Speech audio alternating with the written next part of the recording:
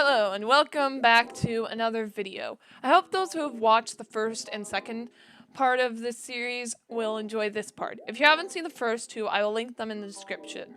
But if you haven't seen both of them, it's okay because they're kind of their own separate things because they cover different YouTubers and kind of different the different kind of content that I've watched over the years.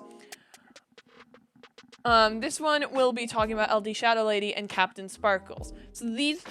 So this video is going to be slightly different from the other two because as these two channels, I didn't actually start watching at the same time in the slightest, technically, because I started watching CaptainSparklez Minecraft parody videos, like Revenge, TNT, and the Fallen Kingdom series. But I didn't actually watch, like, his actual, like, Minecraft series. And how I found LDShadowlady was, she and Popular MMOs and Gaming with Jen did a YouTuber gift exchange in 2017. There were also two other YouTubers who did it with, them, but, with Popular MMOs and Game with Jen, but I don't think it's necessarily relevant since this video is more focusing on LDShadowlady's content and CaptainSparklez. I didn't actually start watching her channel other than that one video, which was my first time watching her content. I wouldn't actually start watching it until a few years later. With CaptainSparklez in 2019, I got a video in my recommended. The name of the video was Diversity 3 with CaptainSparklez and Zine. The videos were interesting for me since it was a very different dynamic from the YouTube videos I was used to watching. Also because it was one of the first VODs I had watched, because I still didn't watch Twitch at that time. I watched the other VODs that had been posted onto CaptainSparklez's second channel. It would still be a while though till I started watching Twitch since I started watching Twitch streams in about 2020, which shouldn't be much of a surprise.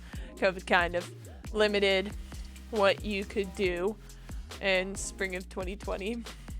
I was somewhat familiar with CaptainSparklez and Zine interacting since there had been some interaction in the Minecraft series Trollcraft that Sunday, CaptainSparklez, and Craner did because Zine was one of the admins in that series.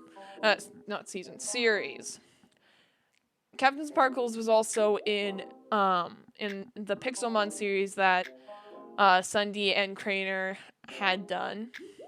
In 2020, an indie game came out and blew up during COVID, both for people who didn't stream and also streamers / content creators started playing this game a lot.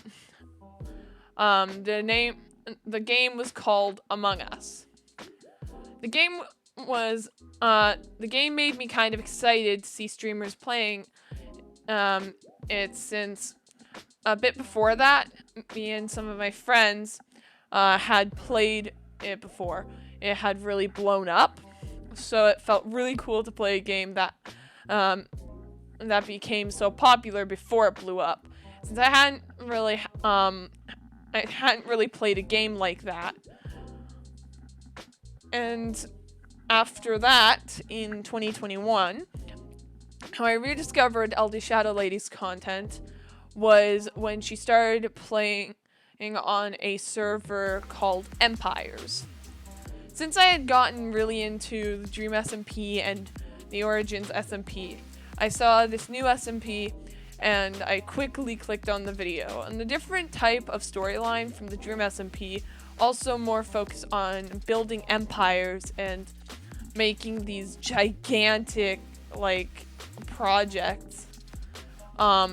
It had been kind of a nice change of pace. Also because, like, I don't think any of the members of Empires really swear. They're all kind of family-friendly channels.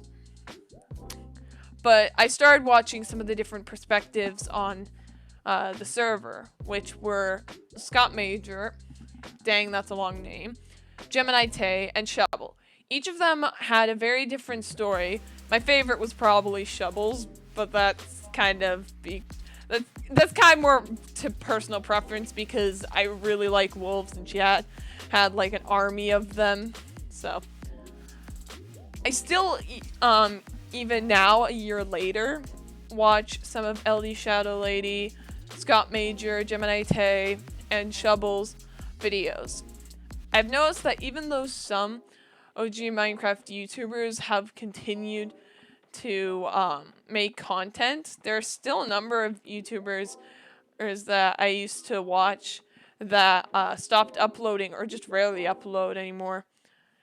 Also, the type of content and restriction and with videos have changed a lot since YouTube started, which I find both fascinating and not surprising.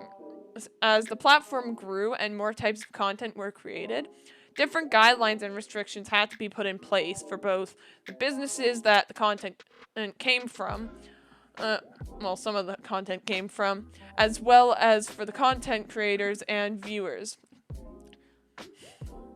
And with that, this is the end of the video. If you enjoyed the video, don't forget to hit the like button and use a lava lamp and smash that subscribe button. It would only take a few seconds. Plus, if you really want to afterwards, you don't have to stay subscribed. I just want to make content that's fun for me to make and fun for people to watch. It's been my dream since I was little. And with that, I'll see you in the next video.